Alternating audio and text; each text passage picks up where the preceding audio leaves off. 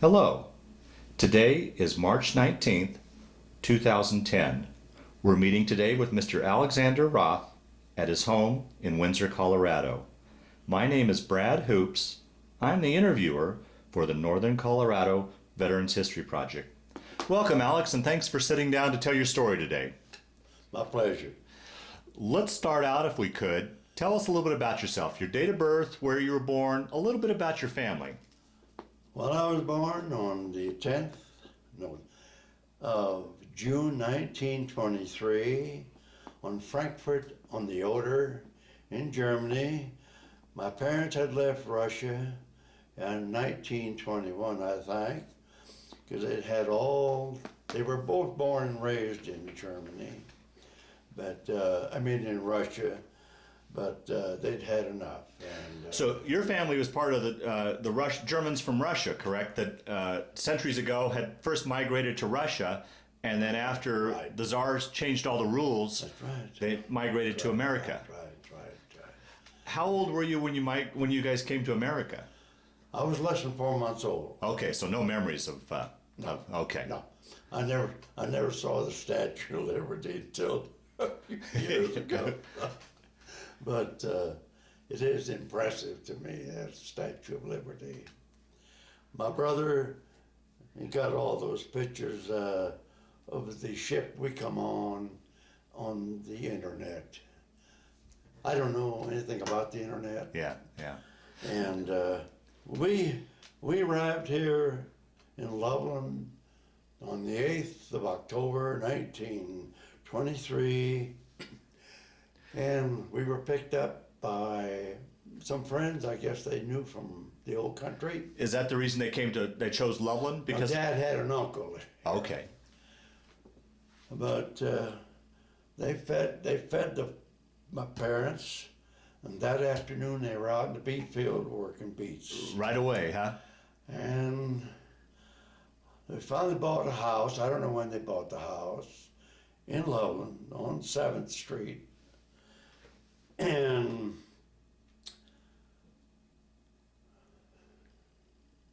well, anyway. Now, did you have? You talked about a brother. Did you have any other siblings? Yeah, then my brother George was my half brother. I didn't know it till I was 14. Oh, is that right? He was closest of any of them. Really, a real fine fella. But anyway, they bought a house in Loveland, and I'm getting tongue-tied here, That's okay. but anyway, they had a Model T with sliding glass windows, which Dad didn't drive. George drove. He wasn't even old enough, but he drove. Is that right? I think he got a license, something special. By 1928, my father bought his first brand new car. Wow. 1928 Chevy. 1929, he bought another one. Traded it in, got a 29. And then it hit. The Depression? Yeah. And the dish never recovered.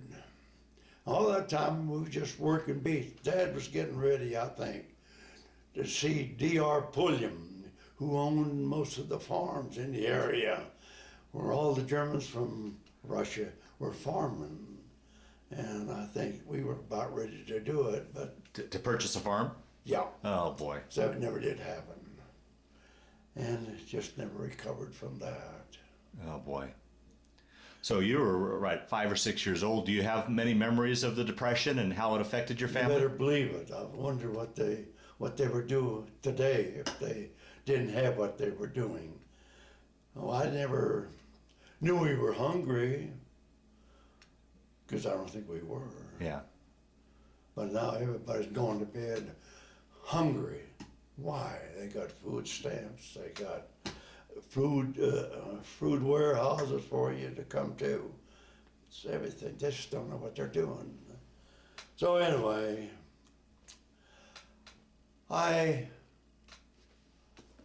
we'd have to quit school in May and come and work thin beets.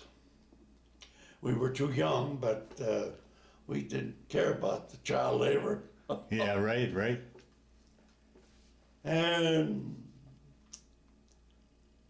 during the harvest, we'd have to stop again, go out and harvest sugar beets, and How did that affect your schooling at all? we had to make it up. Make it up? We had to buy our own books, but they don't do it anymore. We just bought the people we knew that was a grade ahead of it, bought their books.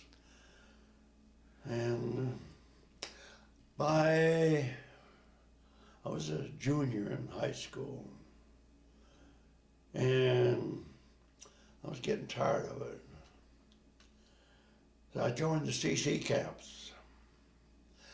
I went to, my camp was up at NP4C in Estes Park, in Rocky Mountain National Park. Lovely place. They had two camps in one. One was NP13 or 11, I'm not sure.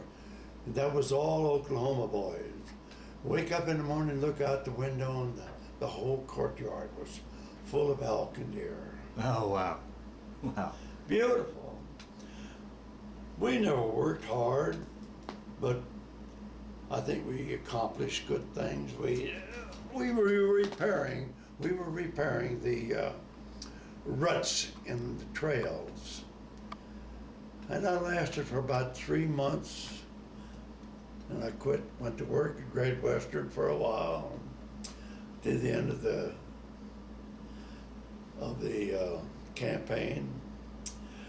Next year, I was wondering what to do. My brothers were foremen, so I went to work for them at $150 a month. Boarding room. I said, I don't work Sundays or holidays. Okay. I was drawing a pension then at $33 a month from the VA. Got my hearing. Well, no, wait a minute. You hadn't been in the service yet, though, had you? No. How did you get? Oh, then I was. Oh. I'd been discharged. See, Oh, so we're getting ahead of yourself. ahead of myself. Yeah, didn't I? yeah. Well, anyway, I joined the service. I was sworn in the 3rd of January, 1941. 11 months Before the war. Before the war. And what branch of the service did you join? The Navy. Okay, that always begs the question. Here's a Colorado boy in landlocked Colorado. How did you come to choose the Navy? I come across the Atlantic when I was a baby. I never got seasick. Another one, he was a friend of mine, Jake Krenning. His parents were from the same area also. And he was up at Red Feather Lakes in the CC camp. He was home on leave before Christmas. I said, let's go and talk to the recruiter. So we did. We talked to the recruiter there.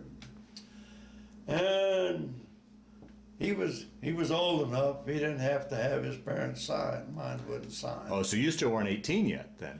So I was 17. Oh, okay.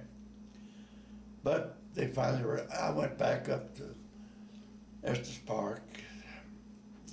Very disappointed, my parents. And my brother, my half-brother George, came up, picked me up. I think it must have been the day before New Year's or something. Come on, Alex, he says, Dad's going to sign for you. So I come home. I caught heck from Jake's brother for not being with him. He's in San Diego. He was in Company 1, 1941. When I got out there, we were in Company 3, 1941. I'll be darned. We graduated at the same time on the 28th of February. So you went to boot camp out in San Diego? And you met up with Jake then? Yeah. Okay. And we got together and then we decided what kind of ship we wanted to get on. So we made our choices. We didn't know anything about any of them. Yeah. And I said, well, let's take a battleship. He said, no, they're too big, too many people. I said, they got pool tables and everything on there. They don't, but. So we ended up on destroyers. We went home on leave. We came back, packed our sea bags, and we got on the train, went to Mare Island, California, up at Vallejo. Uh-huh. We walked aboard the ship. I walked, take about 3 steps, I thought, and I was on another ship, but that's just what I always said. It wasn't so. They're 36 feet wide. Well, that was my ship. Now, were you and Jake on the same ship? Yeah. Oh, wow.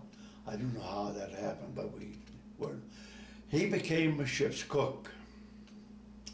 He never seen a baked bean for breakfast or cornbread, same as I. Yeah, right? But he was the ship's cook aboard ship.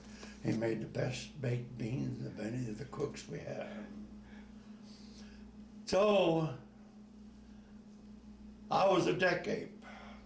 A deck ape? Yeah. What's that? What's that involve? We had to polish the bright work on the ship. We had to sweep it up, mop it down. Okay. What was the name of your ship? Mine was a USS Ralph Talbot, DD 390. That's it right there. Okay. And they were trying to find out who had the best eyes. So we went down to the mess hall, checking. Well, this was sometime later, probably in June of '41. And they're trying to lighten your face. It was dark in the mess hall. Then they flashed something on the screen. And they time, you see how long it took you to identify what you saw. Okay. So I had the best eyes. One day, they come down, told me, says, back up, you're going to San Diego to school. So I went to school, 10 weeks. I graduated from there. Now, what schooling did you go for? Fire control school. Oh, okay. Yeah. At the destroyer base, best eating place in the Navy. Yeah. Oh, it was good. Then I'd written to the captain, asked him for leave before I went back to the ship. He authorized 25 days. And for some reason, I still got the same rate I had in boot camp. Bus ride from San Diego to Loveland, round trip. How much you think? Boy, I couldn't even imagine. $20.50. Wow. But we were only making 21 Oh, boy. at the start. I was making 36 by then. Went home. That gave you enough time to get home and back? Oh yeah, Okay. we had 25 days. Oh, okay. And my father was still living. Came back. I asked to be transferred out to the ship. Well, I was told there, no use sending you out now. Your ship is coming back. I believe they were leaving on the 14th of December, coming back to the States, being overhauled. I was in San Diego working general detail, which was, I worked in a bakery. Lovely. I was thinking about becoming a baker, but I didn't think about them getting up that early in the morning. So Yeah. Even though you're a fireman now, though, right? Are you fire control. Fire control. That's Different. nothing to do with fire. Okay. It's fire controlman. We controlled all the offensive weapons aboard ship. Oh, okay. Gotcha. Okay. That's fire control. So, lo and behold, you know what happened on the 7th? Do you remember where you were and what you were thinking when you San heard? Diego. I was in shock. And then the president said we only lost one ship. Well, that's what I believed. How I got out to Pearl Harbor, I do not know. I can't remember to this day what kind of transportation I had. Now, where was the Talbot at this time? It was in Pearl Harbor. Oh, my. Oh, geez. And it was the third ship out. Our skipper was still aboard. My skipper was a lieutenant commander, Ralph Earl Jr. And anyway, So you arrived in Pearl Harbor then shortly after it had been bombed, or how I much? was there before Christmas. What did it look like? Can you describe to us what it looked It like was there? still smoking. The ship's oil was that thick in the harbor. It was awful. It was shock. And I got aboard ship, went out on patrol a little bit, you know. Now, how did the Talbot escape from being damaged? You. No, they weren't after us little guys. Okay, gotcha. Yeah, they were. But they said they shot down on an airplane. I'm okay. They said, so that's no. Anyway, on the 6th of January, 1942, went out with the Enterprise, air carrier Enterprise. I think we had 3 cruisers and about 6 destroyers. We headed, I don't know where, didn't make any difference. Yeah. I was on the ocean. Yeah. One way looked the same as the other. Yeah. For 24 days we cruised. We crossed the equator. Uh-oh. Did you have to go through the Wally Pog ceremony? One of the cruisers, they were lining up for the ceremony. Halsey says, "What's going on over there?" We're having the initiation for the shellbacks and or the pollywogs. Uh-huh. He says, "No. Everybody that's crossed the equator today, they are shellbacks. No, we don't know what we're doing, and we'll be ready for anything." Oh, sure. Hopefully. Yeah. So nothing happened. I don't know if it ever got into the records that we were shellbacks, but so anyway, for 24 days we cruised. Then we got up to the Marshall Islands. We didn't get near them. We were with the aircraft carrier, Enterprise. We didn't even know the Yorktown was about 50 miles away from us on the same job. And they went over and dropped bombs, and they also bombarded with the cruisers. And when they came back, we took off. 24 days to get there, 4 days to get back to Pearl. So you can see we were scared to death. Oh, absolutely, because there wasn't very many. Most of the Pacific Fleet had been wiped out, so you were by yourselves. Well, they were after aircraft carriers Yeah. when they come in there. There just wasn't any in there. Yeah. So this went on. And pretty soon they sent us back to the. Well, first we went to Wake Island and dropped some planes off of them. That didn't last very long. I mean, they went under, but never saw the Wake Island though until later, much later.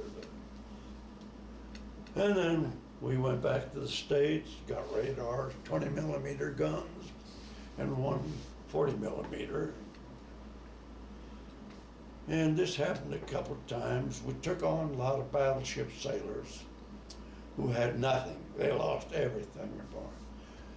Oh, we let them have some of our clothes till they could replenish it from someplace else. And they were all nice people. And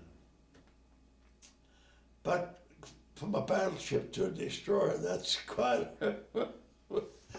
But we had a three-tier bunks. Oh, when we went to the Navy Yard, that one they made 4. You had to be pretty thin to slide in there. Oh boy. And I had the top bunk, and which was okay.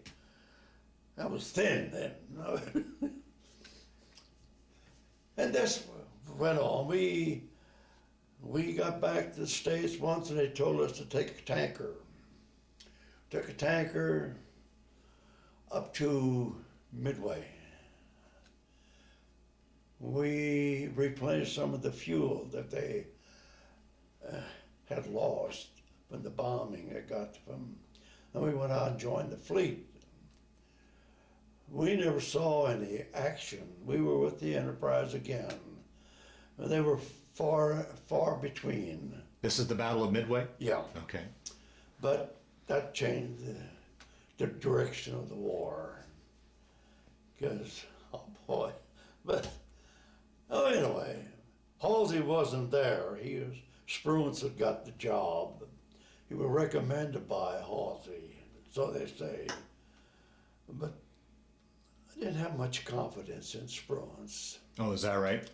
Even to this day, I think he should have been court-martialed for Okinawa. I just do. But anyway, that's ahead of my story again. Okay. After Midway, we headed south. I guess we were going south. We finally got to American Samoa. And nice little island, you know. Then So you were able to get shore leave to go on shore? No? Oh, okay. they come out with their dugout canoes. Then we went down to Tonga Now we did go ashore there, some of the guys. Not all of us got it, but then we went to Auckland, New Zealand. We got there 4th of July, 1942. And I was still young. I was the most disappointed guy you ever saw in your life. Why is that? They didn't celebrate the 4th. Oh. So, it finally dawned on me, well, sure, this is a British protectorate here, you know? So then we left there, and 4 days later we were in Sydney, Australia. And they still had that 2-man sub up on the beach. Never done any damage either. And then we left there. Oh, some of the guys got leave. The girls, a new semaphore. They were making dates with the guys that knew they could read semaphore. And so anyway, we left there, went down to Wellington, New Zealand. I don't remember too much about Wellington, although we did go back, my wife and I, in 1980. And I went to a movie down there, so Gone with the Wind. Huh. And I didn't like it then, I don't like it now, I never did. I have the tape, but I don't like the movie. But anyway, there were a lot of Marines there. So we took off with the Marines. Going up the east coast of New Zealand. Marines came on board your ship? You were transporting the Marines? No. Oh. They had transport. Oh, okay. Okay. You were just kind of an escort? We were supposed to detect submarines. Gotcha. Okay. We got to the Fiji Islands. Didn't tell us where we were at. Didn't tell us what we were going to do or anything. So they practiced landings. See, we never done it before. And I guess it went all right, but they've done it all day. They practiced beach landings? Okay. Still didn't tell us what we were doing it for. So we left there. Well, I don't know, must have been 5 or 6 o'clock in the morning on the 7th of August of 42. And this was a real thing. I mean, they were going to land on Guadalcanal and on Tulagi. Evidently, Tulagi was quite easy to take. I don't know why, but Guadalcanal was, they had no trouble getting ashore and doing their thing, but then pretty soon we had a high altitude bombing on us. I think they hit one ship. It was a transport. And, we shot down one plane. And then Now, where's your general quarters when you guys would go to up on battles? the director, see that top part up there? Oh, let me, We'll dig it out. Alex, what we'll do is we'll dig it out after the interview, and you well, can point. anyway, it's there. I took a Uh-huh. little one out of the computer. It was on the 63 feet from the water line. That's where my battle station. Oh, geez. Probably one of the worst places to be, I would think, on the ship during battle. I don't know. It doesn't look very safe. Never thought about it. Yeah. Yes, but that afternoon we had a dive bombing attack. Nothing happened either.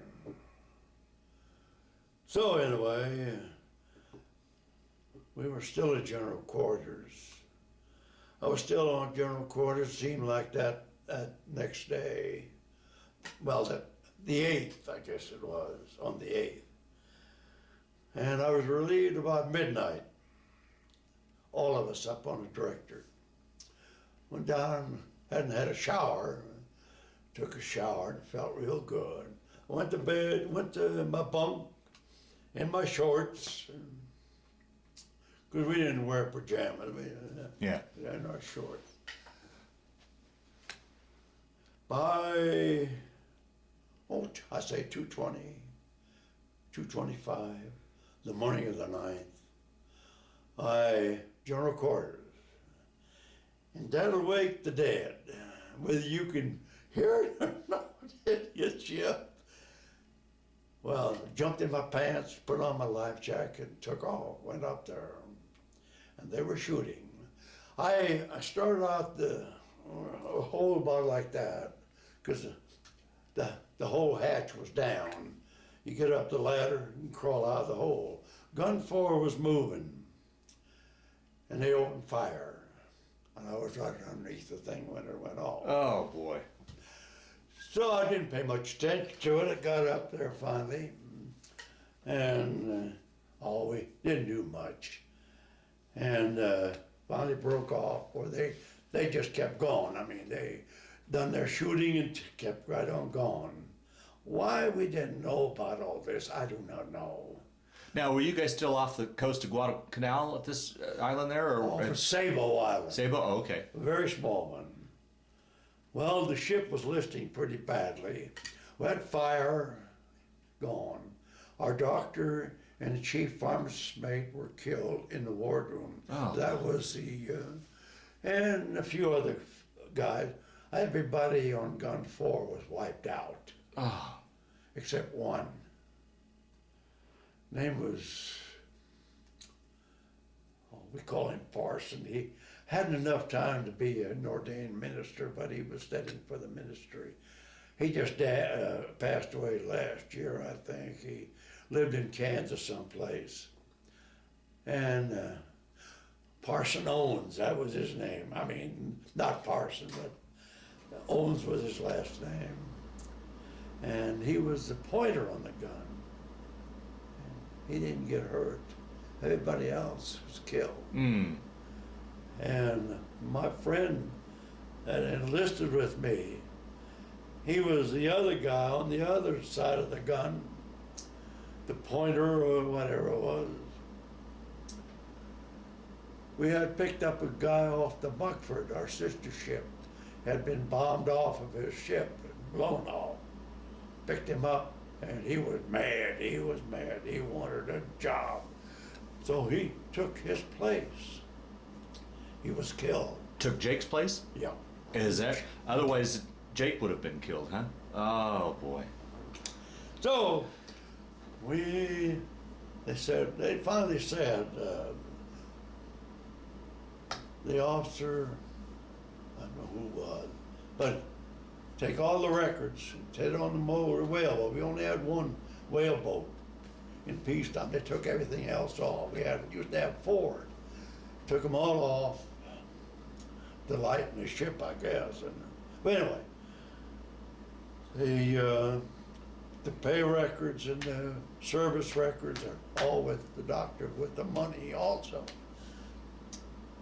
Said, stand by to abandon ship. Here is this kid here. I was on one side, I could feel the water. Well, I says, if I don't jump far enough, that ship might roll over on me. Jeez. So I went to the other side. I looked there. I mean, that's just after 2:30 in the morning. Dark, an ace of spades. I says, if I don't jump far enough, and the decks were slick with oil. I said, if I don't jump far enough, I'll hit the hull and break a leg. Then I'll be in trouble. Well, pretty soon they said, let's try to save it. Well, that's what we did. Our gunnery officer, R.D. Shepard, Richard Daniel Shepard, he was lieutenant. He was even the skipper of that ship later on. But I think he was the smartest man I ever saw in the Navy. When it was fairly daylight, he dove into the ocean and inspected the hull, see where the holes were, because our compartments were flooded. And come back up, they started jetsoning the torpedo tubes on the one side of the ship. They'd been on there since the ship was built. I don't know. The ship was commissioned in '37. I'm sure the torpedo mounts went on in '36. So they never been, well, they finally got them all unbolted. One of them even had a torpedo hanging halfway. It didn't shoot, it didn't go. And when they all had the bolts off, they slid off, the ship come upright. They plugged up the holes with mattresses, our mattresses, mess tables, and everything. I mean, we were laying behind the island of Savo. They didn't know if we were going or not. We had lost all communication. You're all by yourself? We were all by ourselves. Oh, boy. And, they even come up to me and says, go back and help them sew up these dead people. I says, you asked the wrong guy for that. I can't do that. They didn't say anything, so. But I think I said we lost about 17 or 18, but I've read other things, only 11, but I don't believe it, but that's beside the point. Yeah. And we buried them. Pretty soon, they were abandoning Guadalcanal with all the Marines on there, just abandoning them. Yeah. Because they couldn't lose any more ship, because we lost 4 cruisers that night. 3 of our own, 1 Australian. All heavy cruisers. That's the biggest stuff we had.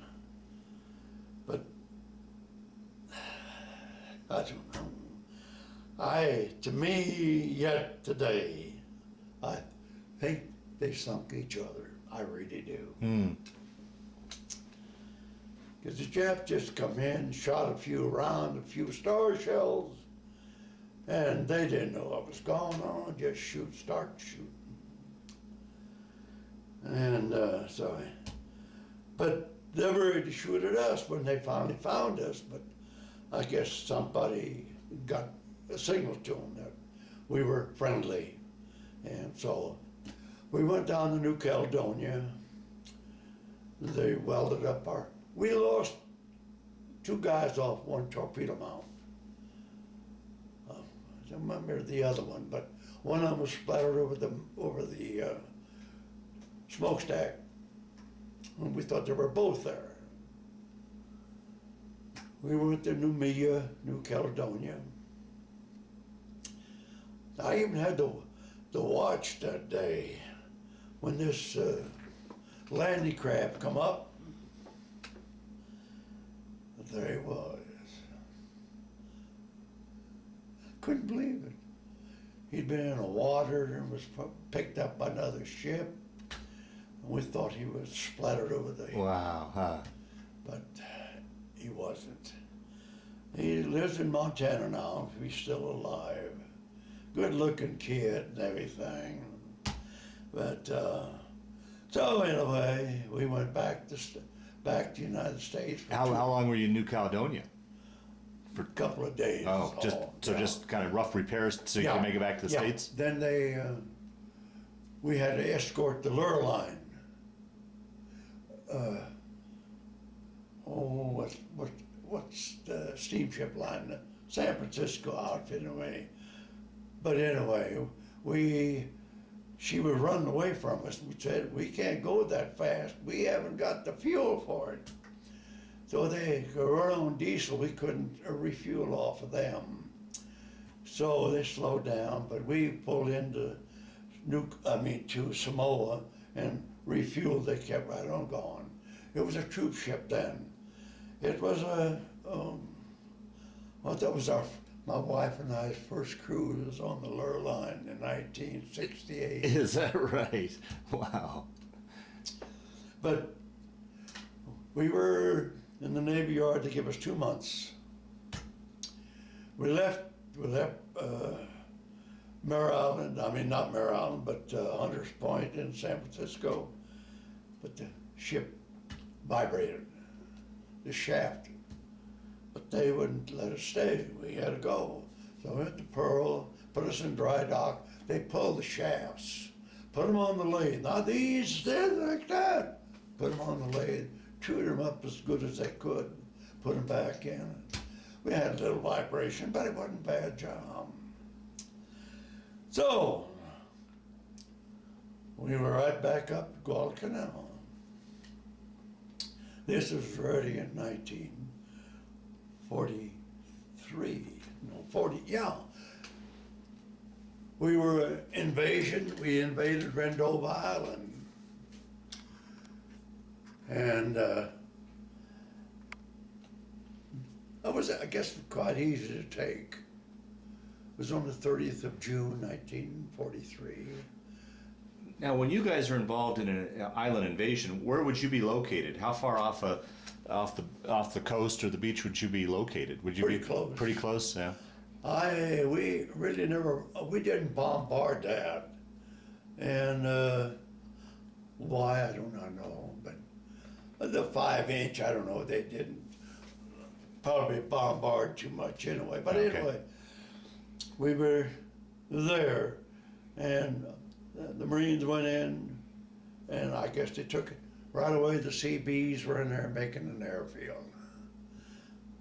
Those guys are good. They were.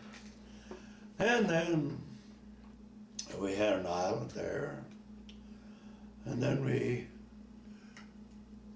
on the 4th, no, it was 6th of July, they had a battle at Kula Gulf.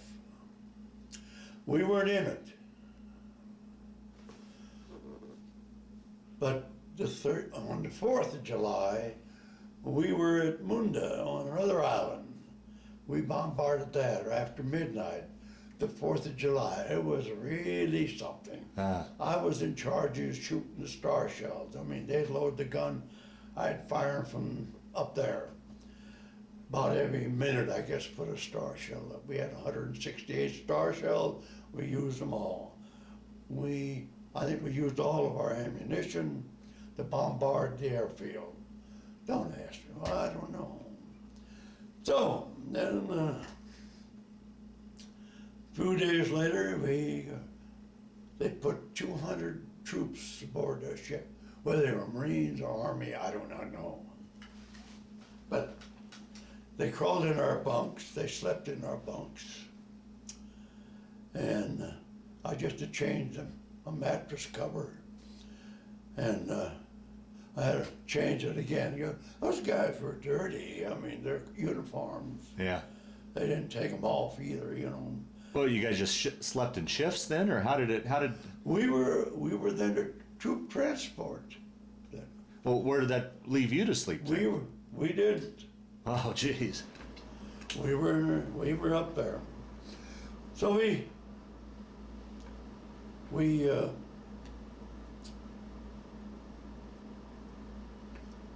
had no landing craft to take them ashore. So that's what happened. We had to wait till those troop ships got all the guys off. We had all their supplies, their ammunition, K rations, C rations, whatever. And pretty soon they start coming over. Well, they got the guys off, got their ammunition off. By then it was getting daylight and they were zeroing in on it. The skipper said, "Let's get out of here." Now we had a different skipper then. And because the other one, he got off in Sydney. He was a commander by then. Never heard from him again. But I'll tell you about him later. So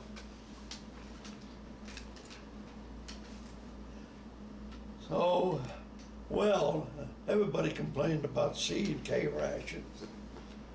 But, well, we didn't have to, we had all their rations on there. They said they could get them off the other guys. Well, if you ate them once a week or once a month, they weren't bad, but you ate them every day, probably get to you. On the 13th, we're in the Battle of Kula Gulf. We shot down, we made a torpedo attack at high speed. We shot eight torpedo tubes. Whether they hit anything or not, we don't know, because the torpedo tubes were terrible. Then I don't know when we left, I guess they shot 4 more. We had 4 left. We had carried 16 tubes. So anyway, we got back in formation, high speed, and lo and behold, we were behind the cruiser Honolulu at high speed. And she was hit with a torpedo, took off 100 and some odd feet of her bow. Wow. And stopped her dead in the water. Well, the helmsman made the turn, and he missed it, but you could look down, you could spit on them. Wow. That's how close we were to Oh, them. jeez. So we did miss them. And they backed all the way to Tulagi, I guess, get fixed up there so they could go back to the States. But I had three guys from my church on the Honolulu. Is that right? Yeah. Did you know that? Not then. No, not then? But so anyway, one of our destroyers was hit that night also. It was like this, the back end was in the water and down below. And they told us to stay with her and give her a hand. So we stayed with her, but I don't know. Pretty soon we got word to go alongside, take off all the live people, sink it. So we went alongside, took all the live ones off, the wounded. All the dead were laying on the deck. We stood back, we fired a torpedo. Nothing happened. Fired another one. Nothing happened. Fired the third one. Nothing happened. One left. Fired. Hit her right in the middle, just opened her up like a sardine can. The guys on there, from the Gwen, they cried. I mean, it's our home. Yeah, sure. So you can see how good our torpedoes were. So then we took off because they told us the Japs, Air Force was after us. They were going to get us. And we just opened up, took off. They never did catch us, but we probably had a fighter cover watching over us. By then we were pretty well established there. We used to go up every other night, sinking barges. Couldn't see them, but you pick them up on the radar and shoot until it disappeared. And because they were evacuating. Maybe they were replenishing, I don't know, Yeah. but they got rid of them. So this went on. Then we couldn't operate with Arleigh Burke. He was from Boulder, Colorado. In fact, they finally ended up chief of naval operations, the big man in the Navy after the war. But they called him 31 knot Burke. If you couldn't make 31 knots, you didn't belong with him, and they dropped us. Huh. So this went on, and they gave us LSTs, which I hated. I mean, they were a good ship. I mean, they carried a lot of stuff, but they were slow. 10, 11 knots is top speed, and we had a little faster and zigzag. One night we run into a Japanese force coming down, destroyers, I think one light cruiser maybe, and had another battle.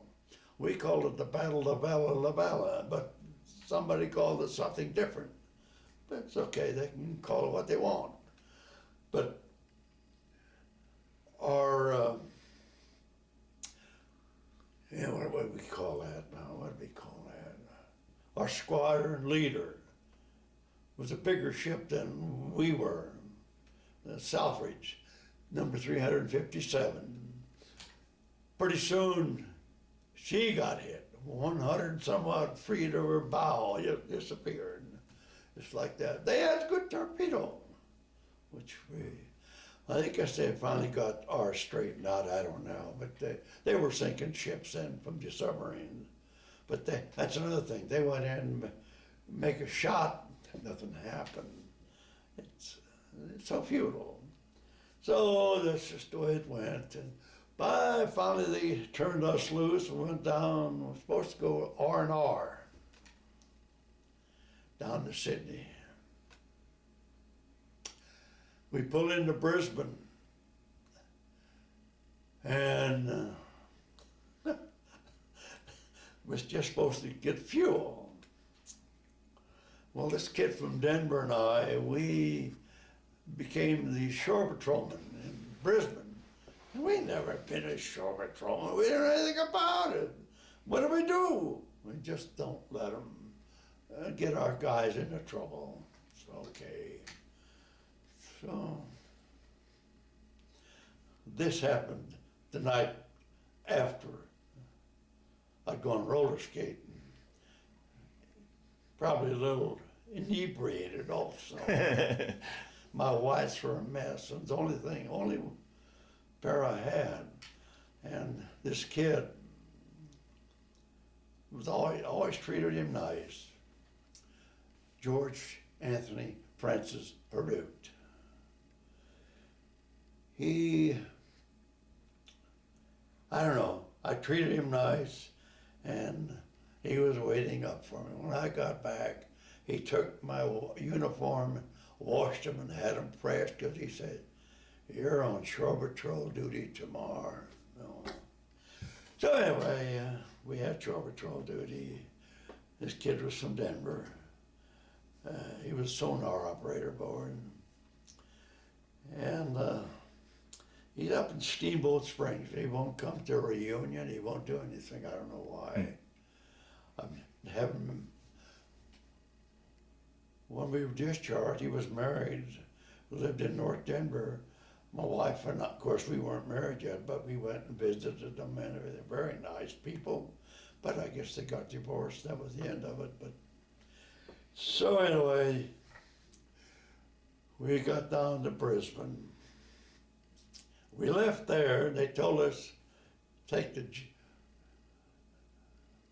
General John Pope, I think was the name of this ship.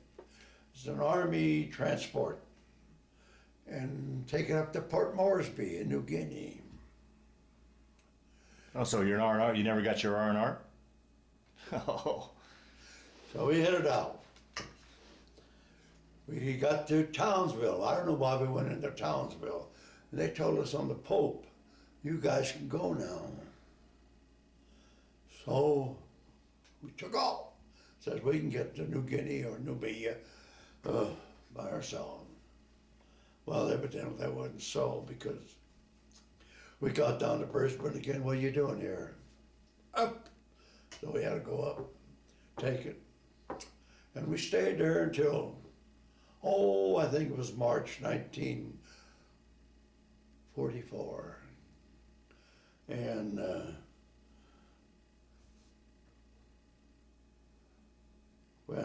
but anyway, on Christmas Day, 1943, we had a big feed. We were going up the coast of New Guinea.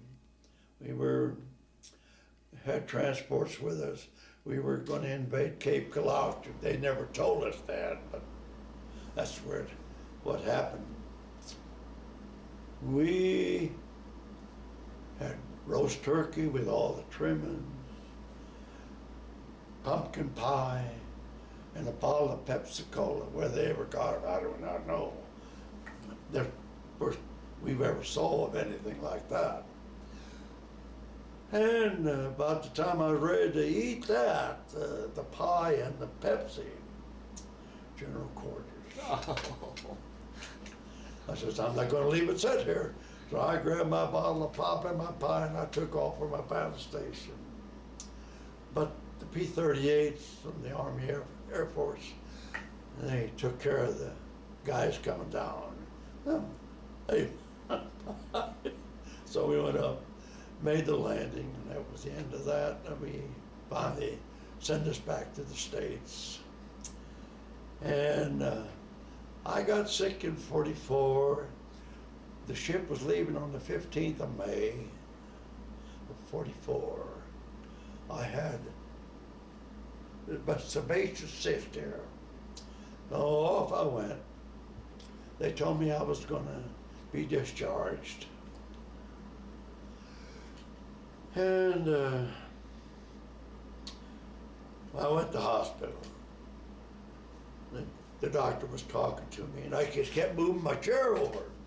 He said, "Don't you hear me, son?" I said, "No, sir, I don't." So they forgot about the cyst. So they didn't do anything about it at all. So anyway, I guess he made some reports, and they had a meeting.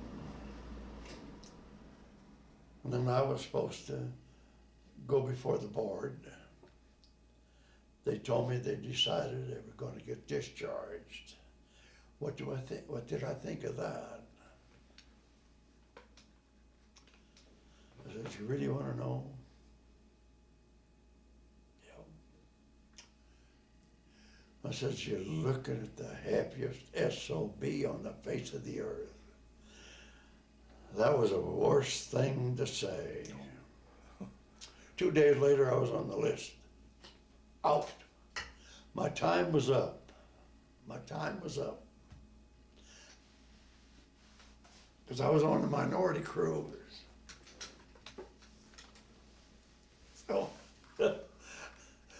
So anyway, the doctor wouldn't re-enlist me. And I said, "Doctor, I'm going back overseas."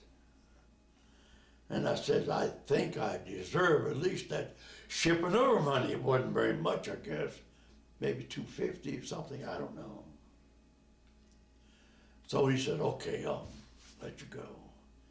So he re-enlisted me, extended my enlistment for 2 years. And on the way back, I opened my service record. There was an IBM card in there. it says rates 30 days leave. Because the yeoman didn't have time to put my leave in there that I had when we come back. So, then when I got back, I told the lieutenant commander, I said, "Sir, I'd like to go home. My father passed away in June the 1st, 1942. I couldn't even go home for the funeral. Oh, boy. I'd sure like to go back and see my mom and my brothers and sisters." And I said, they were like that, you know, very young. So he called the yeoman out. He says, "This man have leave coming?" "Yes, sir." "Why'd you put him on the shipping out list?" Says, "Don't ever let it happen again. When they rate 30 days leave, let them have it. Because the next time it happens, you're gone in this place." So I still didn't have any money. So I went to the Army Navy Relief, borrowed $50, and told them I'd send $50 to them as soon as I got home, which I did. And I caught the train, and the train, it was a relic. At night, the conductor come through and stand on the seats and light the gas lanterns for light. So by the time I got to Cheyenne, where I got off, I went to friends of ours home, took a shower, or a bath, and changed uniforms. Then rode the bus down to Loveland, just like brand new. And I got back, and I was back on the list. And another guy and I don't even know his name anymore. We just turned out to be friends. We went to a dance at Sweets, I think it was, in Oakland. And Freddie Martin's band was playing. He does play some beautiful music, like piano concerto in B flat minor, you know. I think it's better than the original composition, I think. It's absolutely beautiful. So, I guess we had a couple of drinks. I got a picture of it, eating hot dogs. Sorry about that, Alex. We left off here at Sweets at that dance, I believe, in Oakland. Yeah, we were dancing. Then I don't dance yet. But anyway, pretty soon, I did blow all my shipping over money, whatever it was. I don't remember. I got rid of it anyway. So now how I got back to Pearl, I don't remember either. But anyway, we got back to Pearl. They put me on the Lewis Hancock.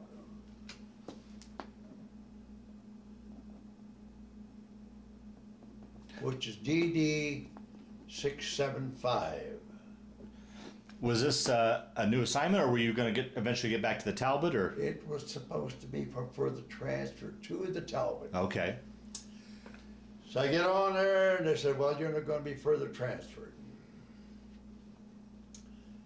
We have priority on you, and you're going to be the man.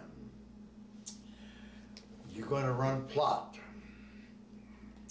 which is a room down below the water line. The chief didn't want to go down there, neither did the first class petty officer. He's a married man also. He was from Dolores, Colorado, the other guy, the first guy. The chief was someplace else, but Heine was from Dolores, Colorado. And he didn't want to go down there either. They said, "You are going to run plot." I said, "I can't." "Why can't you?" I said, "You got to be a first class petty officer or chief to run plot." and I'm only second class. Not now, you're first class now, like that, that was it. So I was a little despondent. I even went to Honolulu, had a couple of beers, and got a tattoo. Been in the Navy three and a half years or more. No tattoo, but I got him now. My wife said to me, well, I mean, we didn't get married till 48, but she's, I'm sure glad you didn't get a hula girl on there. So we finally took off. People didn't like the skipper. He was a lush. The gunnery officer hated his guts. He already asked for a transfer. When we got, I think we were going to New Guinea, someplace in there, one of the islands.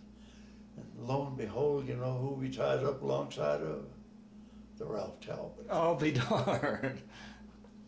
So I got to see all my friends, but I Couldn't transfer over? I wasn't ship's company anymore. Oh, boy. So anyway, the ship been out for a few months already, was still a virgin, and well, anyway, we ended up the war with 6 airplanes shot down. No, so I must have done something right, even if I didn't know what I was doing. But that's the way it went. So then we joined the 3rd Fleet with Admiral Halsey. He'd run it for 6 months or so, and then the Raymond Spruance would take over and run it for 6 months or so. And it's called the 5th Fleet, and it was big. I never saw so many aircraft carriers in my life. That must have been a sight to see It that. was. Oh, boy. We weren't afraid of anything. I mean, it just. So, we were just raiding. I mean, we were just going from island to island, bombarding and dropping bombs and stuff. We had tankers out there refueling at sea. We didn't have to go into port. And finally, we had to land in island of Lady, and Halsey was in the 3rd Fleet. His group was there, but we had nothing to do with what was stated at Lady Gulf. That was the 7th Fleet.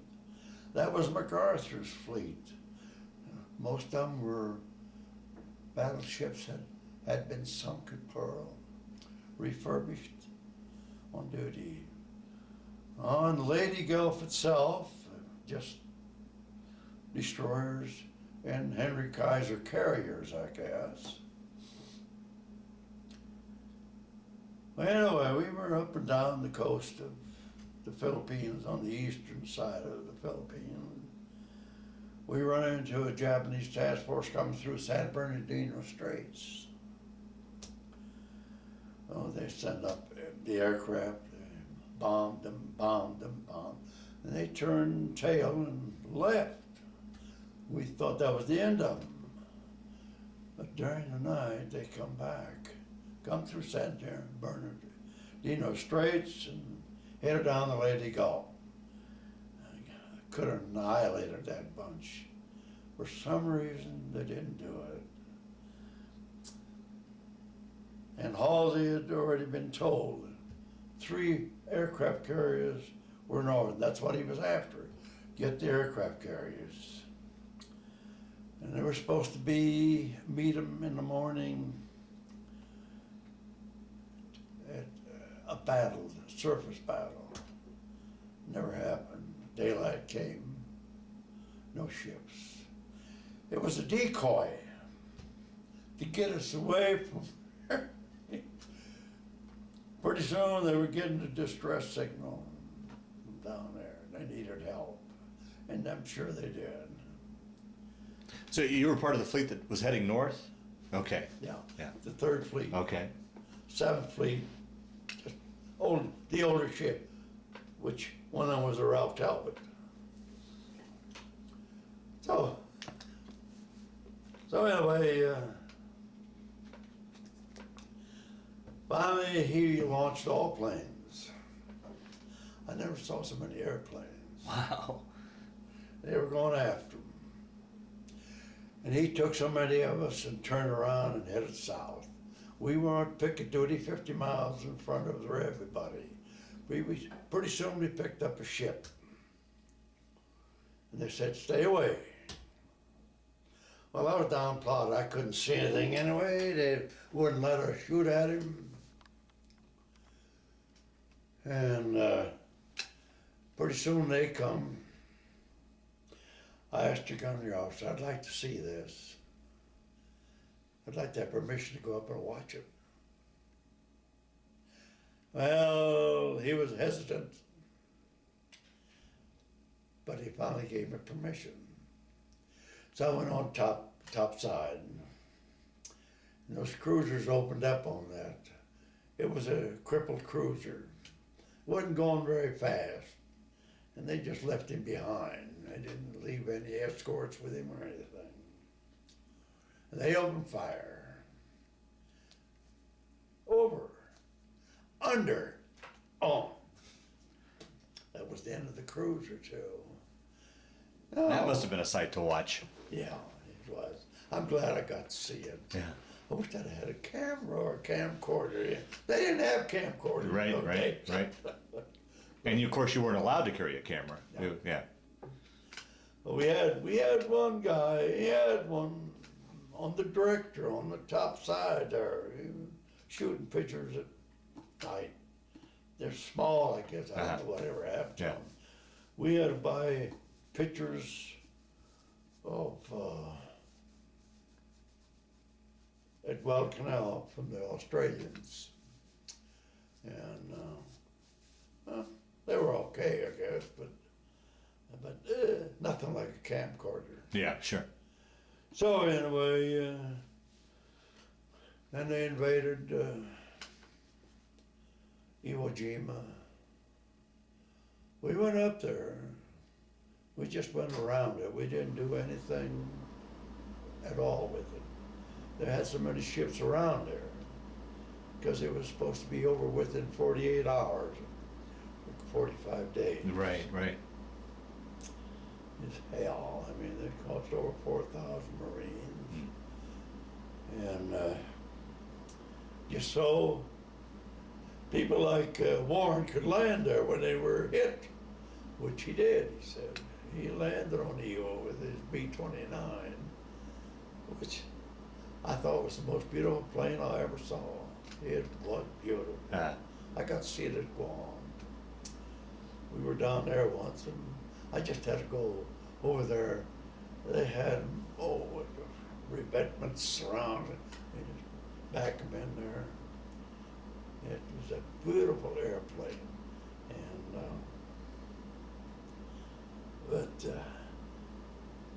it's an awful long flight for Yeah. to take them up and fly that far. And even had that night they had a USO show. Ray Bolger. Now who wants Ray Bolger? And no girls. See? That's nothing for me. I didn't care for it. And then after Iwo, on April Fool's Day, we invaded Okinawa? Okinawa. We were up there for 71, 72 days. Every day, kamikaze. Oh, boy. And to this day, I think Raymond Spruance should have been court-martialed. They knew where they were coming from. We had enough airplanes. They didn't need all those airplanes on Okinawa. But he just sat there and sat there and sat there, and they just keep coming down. And the Navy took heavy losses from those. I know it. I mean, oh. they didn't sink any carriers, but they put them out of commission. Yeah. And Were you guys ever very close to being attacked by or hit by Kamikaze? they sent about 8 or 10 destroyers out 50 miles from the rest of the fleet. And we were supposed to intercept. And we'd shoot at them, and maybe we got some. But they had also had air cover, and they took care of a lot of them. And because these guys weren't very good, Right. they had one mission in mind. Right. No, you don't go back. Right. You hit something, but there were a lot of them splashed, and but it didn't help those poor guys. Anyway, we about there 72 days. Finally, one day we were relieved. We went down to the Philippines, and on the way down, we didn't know where we were going. That's another thing. We got to the Philippines anyway. I don't know what island. Must have been Luzon. I don't know.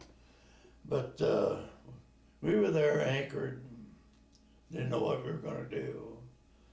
Pretty soon, one night, this radio would come down. He woke us all up. Said, "We're going back to the States." I think before anybody else ever knew it, we knew it. And so they finally told us at muster, and the next morning we were going back to the States, which we already knew. And then there were a lot of requests for this, for that, for this. Now, was the war over yet? Oh, okay. Okay. No, this was had to be July, or end of June or July, Oh, okay. I'm not sure. Okay. So I told the governor office I'd like to go to fire control school. Russell Hindmarsh from Dolores, Colorado. He says, "Al can go." He had seniority on me, but he says, he's a regular Navy, let him go. And so I got to go to school, and the only stipulation they had for me, I would have to stay aboard ship till everybody had their leave. So I said, no problem. Well, they all got done. I got home got back to the ship and leave. I left the ship. By the way, on the 15th of August, we were at Oakland, more shipyards.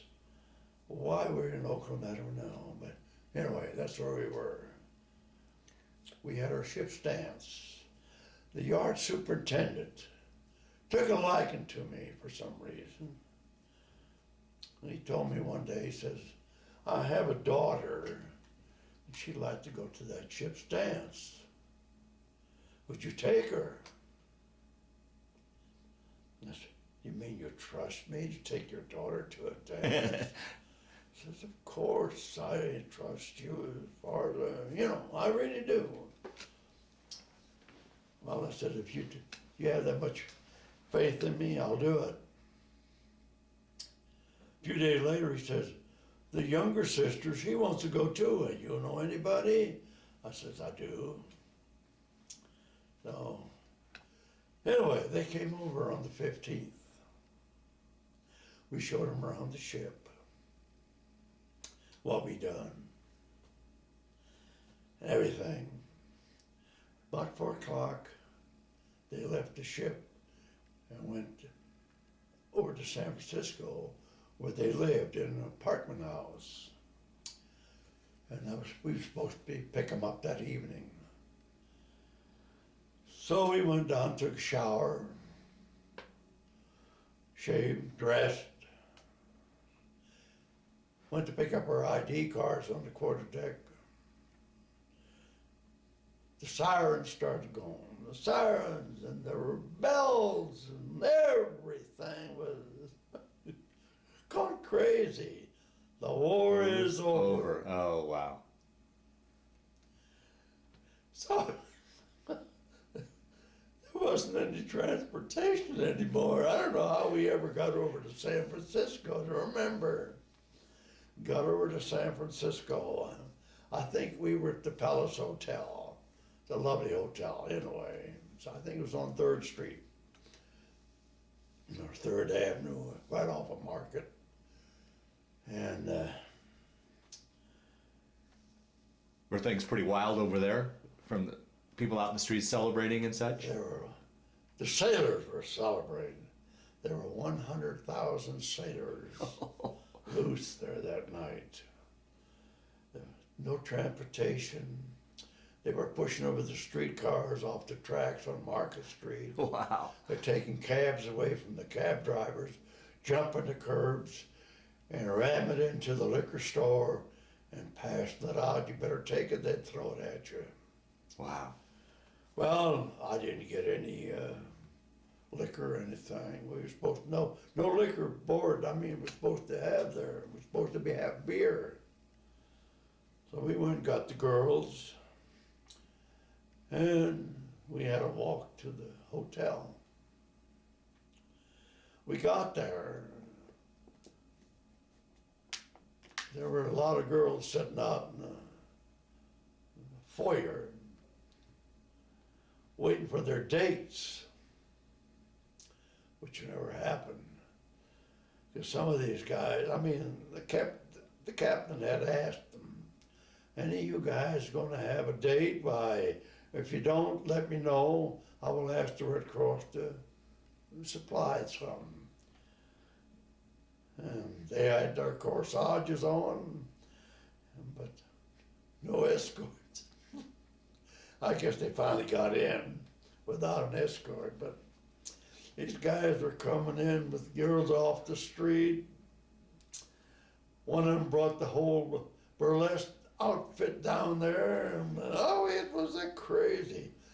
Sat down at a table where our group was, the fire control gang was all sitting. What are you drinking? Oh, I says, I guess I'll have a beer. Oh, you don't want a beer. They poured me a drink. The girls, they were too young anyway. They just had a soda pop. And that was it for me. Didn't dance, I didn't. Still don't dance. But we finally left there, and they were cleaning up San Francisco for that UN thing to get started. Well, they were cleaning up the city, had scaffolding over buildings and everything. I see these guys with a white hat. He might have been in the Navy, I don't know. He might have not been, but he had a hat on. And underwear, that's it.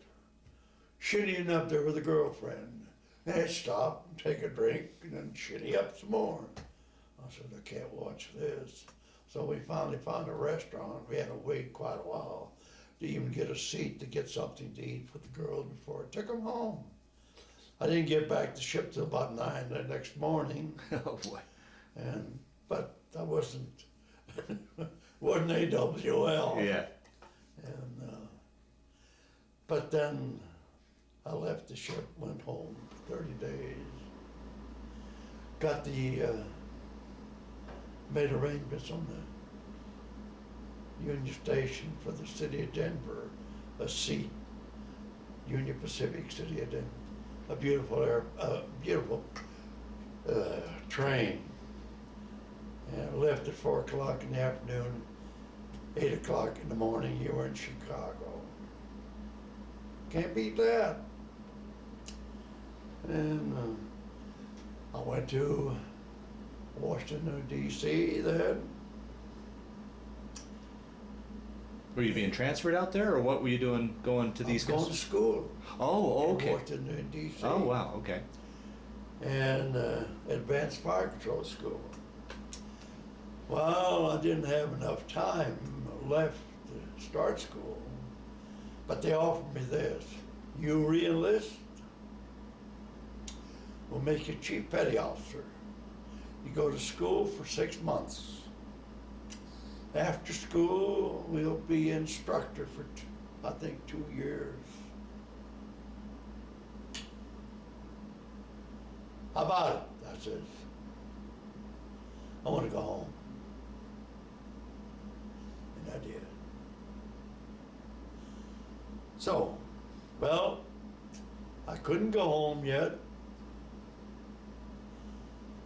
I went to, there's 3 of us, first class petty officers.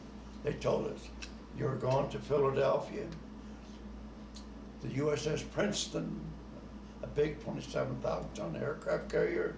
You guys are going to put her in commission. And that was it.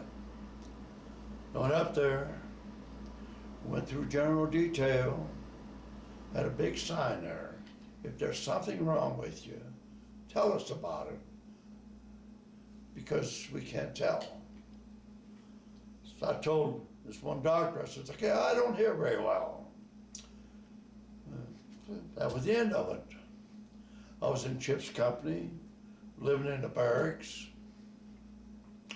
For 3 mornings, I get up, and have breakfast. We go down, muster. The 3rd morning, he said, they want to see you at general detail. So I went up there. What can I do for you? You Alexander Rothe? Yes. Now, you told us you couldn't hear. So why didn't you stick around? I said, nobody told me to stick around. If you did, I didn't hear it. So you go on over to the hospital. That was within walking distance. Anyway, I walked over to the hospital. U.S. Naval Hospital, beautiful hospital. I went over. And a lot of things I went through. And all day long I was there. Finally they told me, as you go on, going back to where you were at, pack your sea bag, you're all through. There's no more Navy for you. You'll be discharged from here. And so I went back, packed my stuff, went over to the Navy hospital, 2 months there, lip reading class, everything, you know. I mean, they told me they were expecting about 30 some odd people come in for this, taking care of their hearing. They've had 300, and they expected a whole lot more. So, before I was discharged, well, they tried a hearing aid on me. Eventually, I had been tested, so I put the hearing aid on. It covered his mouth, you know, and everything, talked to me. I answered. Took that hearing aid off, put on another one, same thing. Took that off, put on another one. Questions answered, same thing. Put on the 4th, same thing. Which one did you like the best? I said, the first one. I says, why did you make me put on the other ones when you knew what was the best for me? Well, he says, that's human nature. We have hearing aids anywhere from $49 to $300. And human nature will not take the $49 one if they know what it costs, and you don't have to pay for it. I says, which one did I get? He says, no, I'll take it back. With the $200 one, $199. hit the jackpot. So, Now, did you get that hearing disability when you climbed out and when those guns went off? Okay. but I stayed with it all that time. How did you manage? I mean, you just. But they told me, I mean, they knew that I couldn't hear. They'd wake me up and you can hear general quarters. You can hear that even if you're Boy. deaf. But, so I was never in trouble by not hearing Yeah. something. Okay. Because they told me I would take care of it. But, well, that was it. So before I was discharged, I had to name a person, an outfit to take care of my thing or whatever it was. I took the Red Cross because my parents still have a soft spot in their heart for the Red Cross because they nursed them back to health in Poland when they come back. And so that's the way it went. And before I had to request a hearing for disability. They wouldn't even let you, and they were my, what do you call it? Power of attorney, I guess I give it to them. And they negotiated, they gave me 30%, which was then $33. So, I was happy with $33. That was a fair compensation at that time? Okay. $11 per 10%. So, was discharged. I even had made arrangements for the Army-Navy football game in Philadelphia. But I gave it up just to go home. Oh, wow. But I got off in Lincoln, Nebraska and visited my aunt and uncle there. Then come on home, mother. Now I'd made out an allotment to my mother. When my brother was in the Army, he made out an allotment too. But by then, Uncle Sam matched it to mother. Well, when I got home, Mother handed me a passbook. I said, you're supposed to use that. You're not supposed to save it for us. And Adolf didn't get home until 46. He got the same thing, same amount. But she wouldn't use it. I'll be darned. Wow. After Dad left, she come out of her shell. She had to. And I know she bought some furniture before I got home. I guess it was junk. And it took for an awful long time for her to get them to come up and look at it, which they did. And they said they'd replace it. She said, just give me my money back. I'll buy my furniture someplace else. And she did. And but she went to work at Coon Ramps, and it was, seasonal work, but she went to work. She even spoke with her life at the War Mothers meetings. I didn't think Mother'd ever do that, but she did. How was her English? Was she? Yeah, I never heard her speak English. Oh, although yeah. she was going to night school. Yeah. She knew more about the Constitution than I did. Wow. Because that's what they studied. Yeah. And that's why I could get in the Navy. Well, my dad became a citizen before Mother. About a year, I guess, Mother went too. So, anyway, after I was out about 2 years, I got a notice from the Veterans Administration. They wanted to see me down in Denver. They were in one of the banks up on the 8th or 9th floor. So I went down, went up. was there all day. And the reevaluation. So,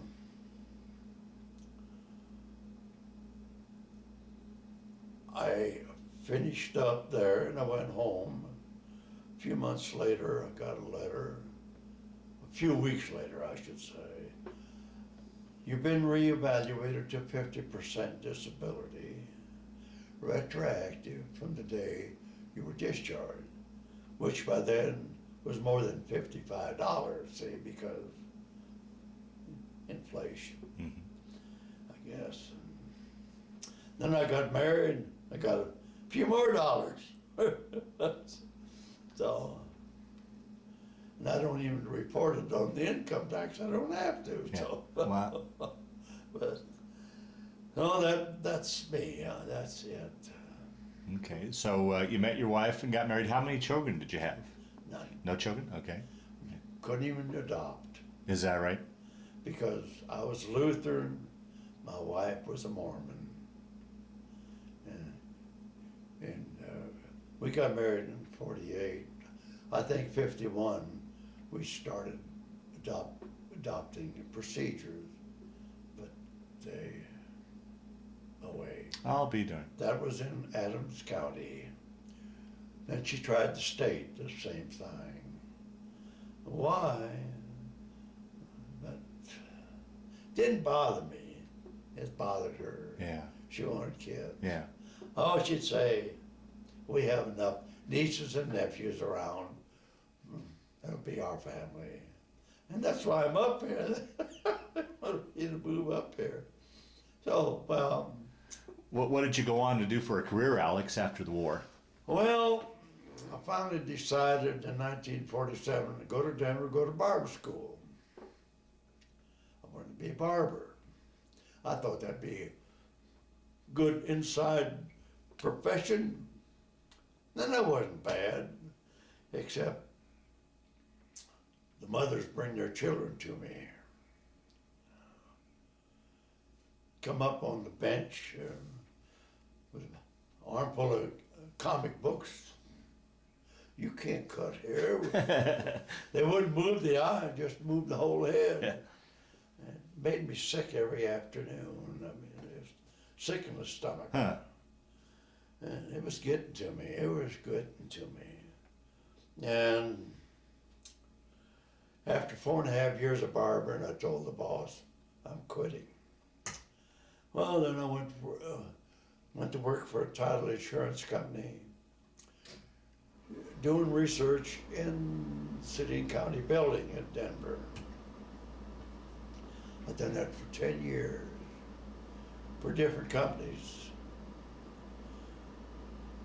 Finally, one day, the deputy clerk and recorder come and, Alex, would you consider coming to work for us? Well, I said, if you pay me what I'm getting, I'll do it. She said, you got it. I said, I'll put you on the payroll at noon today. Wow. That was the second day. That's funny. Second day of April, 1963, I think it was. That's second day of April. That's when my wife died too, in 48. I mean, in 08, 06, 206. I didn't think about that. Huh. So, we were married 57 years. Wow. 6 months, 13 days. We traveled the world over. And were you able to get back to some of the places you were stationed throughout the years, in your war years? I took her down in the year 2000. Of course, first place we had to go to Honolulu. Yeah. Then we went to Marshall Islands, one of the islands. I'm sure that's not the one we went to when we entered in 42. And we went to Guam and Tinian and then to Rubal, and which I didn't even know was belonged to New Guinea. I didn't know that. They have a beautiful harbor But that's where all of our trouble was coming from, down in Guadalcanal. They were flying down there from there. And it's the first time I saw a volcano that was active. It was just spewing out ash, all that. They were washing those decks down every hour, on the hour, I guess. And then I wanted to walk on Guadalcanal, but the State Department wouldn't allow it because they were fighting amongst themselves. I guess as long as we have two people in this world, there's going to be a fight. So, but we got to see the island that John F. Kennedy landed on, and we got to see, but I never saw them in the daytime, you know. Yeah, right. But they look any different then. And we went to, at that time it was called the New Hebrides. We had a big base there, a recreational base, where we'd go when you had recreation. They'd give you 2 tickets when you left the ship. 4 tickets. 2 of them for beers, 2 of them for gee dunks. Gee dunks are ice cream for soda pop. Well, I trade 1 beer in for 2 of their gee dunks. And it had no trouble getting rid of them. And they had a baseball game there, they'd be playing baseball, basketball, everything. They had it all. It was a big place. Well, I went to, it was then called Menamanutu.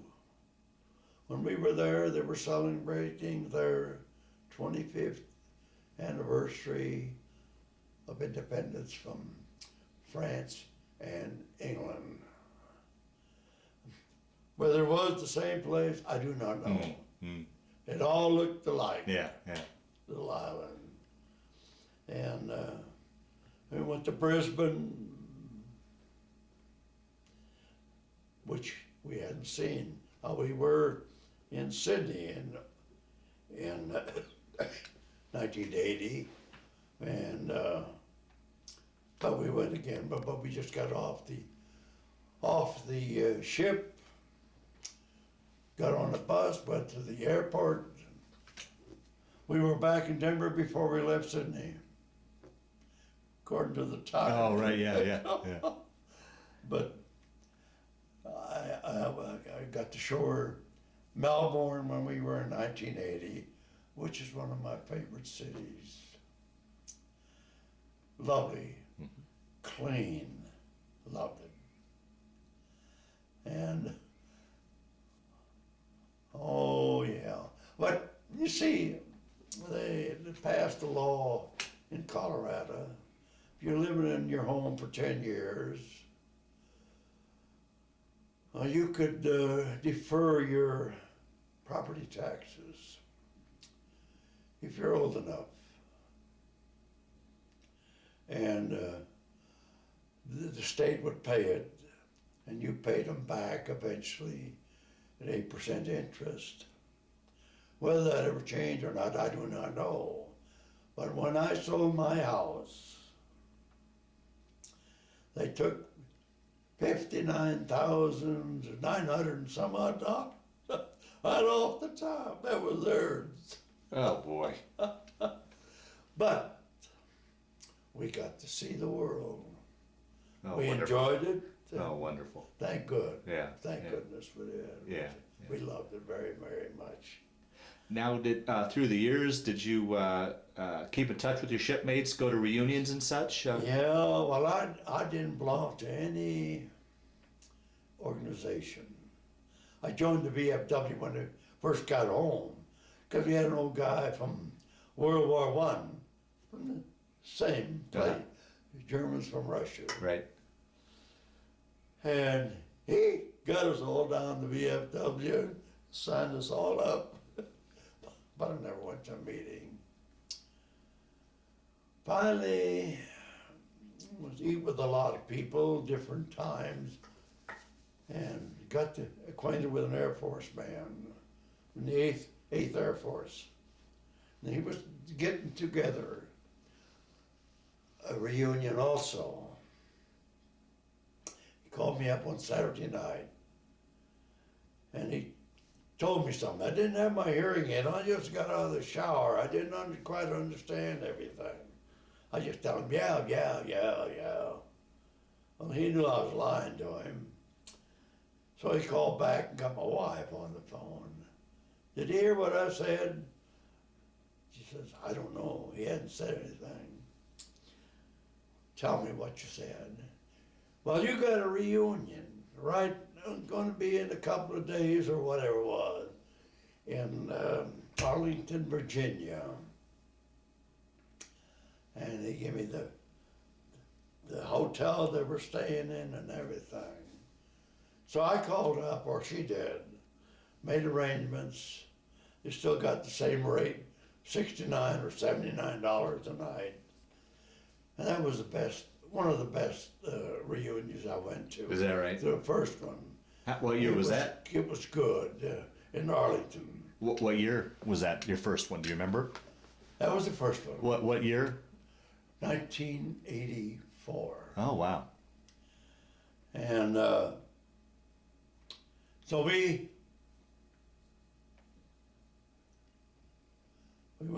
got to Arlington. There I got to see all my shipmates, and a lot of them are still alive, right. you know. No, not many. The last one I went to, I forget now what year it was, but I just didn't care to go anymore. Sure. But we went to a number of them. Arlington, it was the first one. And like I said, it was the best. We could look out the window and see the cemetery at Arlington. Oh, wow. And one guy from the Mugford, he even offered me to take his car, and I said, no, I don't drive in these cities. I don't know what I'm doing here. But no, I don't want it. But he was that kind of a person. Wore a cowboy hat all the time. I don't even know his name. But then went to Virginia Beach, Oregon, Arkansas, different places like that. Made it to quite a few then, huh? Yeah. And this was for the Talbot? Okay. I went to one on the Lewis Hancock. There was absolutely nobody there that I knew. They were all Korean veterans. Oh, okay. Yeah. So I still get the communication from them, but I don't go. Yeah. The Lewis Hancock finally went out of commission again, and they gave it to Brazil, or sold it, probably gave. And it was in the service of Brazil for 25 years before they scrapped it. The Ralph Talbot was hit at Okinawa by a kamikaze, which I wasn't on, you know. Yeah. And I did see it up there in Anchorage. It was, the back end was down under the water. And evidently they fixed it because it was a signing ceremony at the end of the war. And then in 1946, I don't know if they drove it out to Bikini, where they were dropping the atomic bomb on the battleships. But it was so radioactive, they sunk it. Yeah. So that's where it's at. I'll be darned. Wow. Did your buddy Jake make it back from the war okay? Who? Jake? The guy? Oh, yeah. Oh, good. And then he moved to Cheyenne. And he made it. Oh, yeah. very good. Very good. Yeah. His brother was in the Marines, and he made it too because he got malaria. His friend that he enlisted with didn't get malaria at Guadalcanal, but he went to Tarawa. He never got to the beach. Oh boy. Wow. The ship got hooked up on coral, never got out. So, but Well, we'll start to wind down this interview then. One last question I have before we close the interview is, all right. that war experience that you went through, how do you think that affected your life, changed your life, made an impression on your life? Obviously you did with your hearing, but how did it affect your life, or did it? Was it just simply a chapter of your life that you went through, do you think? I'm glad I did it, but I don't want to do it again. Yeah. It's hard on a person that, well, like the B-29s coming back from Okinawa. The IFF shot out. We'd go to general quarters. They finally had night fighters, were taking off the carriers at night and going up and inspecting it, see was friendly or enemy, because they couldn't flash it. But on the young man, it isn't bad. A married man, it must be murder. It didn't bother me, but got to see a lot of things, do a lot of things. Some not proud of, but I would tell my mother what I'd done. I'd never done anything real bad. Yeah, right. But I could tell my mother, like getting drunk, too young. But we didn't ask for your ID in Australia at all. I don't think, but we had the booze. I don't know, but they were only open 2 hours a night. That's it. Yeah. But otherwise, I had a good, clean life. Oh, very good, Alex. Well, Alex, I want to thank you very much for sitting down to tell your story today. But more importantly, I want to thank you for your service to our country. No problem. I had to be someplace. I just shouldn't be in the Navy.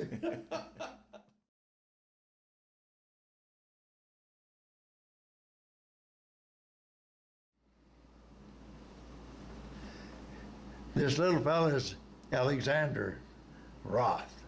That's my mother, Mary Barbara. My dad, Conrad. Dad's sister, Aunt Lydia. This is my brother George, half-brother. I didn't know till I was 14 that he was a half-brother. This is my uncle Fred. He wasn't married yet, neither was Aunt Lydia. They were youngsters.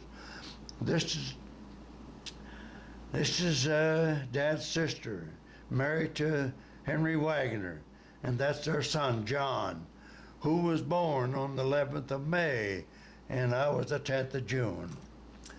That was when we were baptized at the Lutheran Church in Frankfurt on the Oder in Germany. And this is my darling wife. No, we're doing this. Oh, yeah. This is me taken in 1942 when I come home on leave once, and my mother wanted a picture of me and sent me down to the photographer. He took him. I thought he'd done pretty good, but I had hair then. And that was taken in 42, probably October. That was after we were shot up. I'll be darned. That was my 25 leave. Okay, I barely got into the picture because that is me right there. And the reason I got there, I had got sick the night before. I went to the hospital with cat fever. Well, I thought I was dying, but next morning I felt okay, and I barely got my rifle. My wife, someone got over here and sat down on the front row. And This is your boot camp picture, right? that's boot camp. Okay. You see, Company 3 in 1941. Okay. That's you there? No, the second one. Right yeah. there? Whoops. The other guy looks just like me, though. He really does. I mean, but Is this your fire control group, or what's that's gunner. No, the ordnance. Ordnance? Okay. There's torpedo men there. There's gunner's mate, and then there's fire controlman.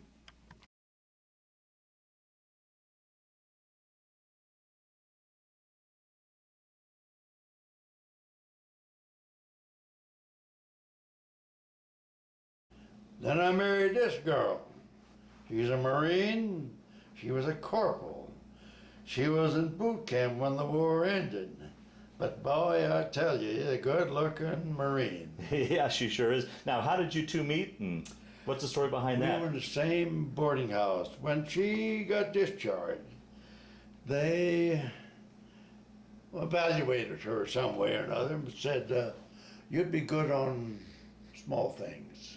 She had been to Utah State University. Yet, so they said, the thing for you to become is a watchmaker. Well, she came to Denver then. That's where they'd done it. And she graduated. We lived in the same boarding house. I'll be darned. She moved. I mean, I didn't. I even insulted her. I didn't know she was a Marine, and I was trying to show off what I knew all about everybody. And I said, you know what the band means? Never. She was coming down the stairway, but I wouldn't. So I said it. But she never brought it up. She never brought it up. But anyway, we got married in '48. She came back after she graduated. Went home to Logan, Utah. But I kept writing, and she came back. And there was no issues with, with your different religions with the families? Was there? well, she was a stronger Mormon than I was Lutheran, so I went to church with her too. She went with me Yeah, too. yeah. But they fast on first Sunday of the month. But I didn't like me sitting there eating, so I started fasting once a month. I still don't like it, but it didn't bother me. So this is Lorraine and I. We got married. Very, very nice person, and I was pretty good, but not as good as she was.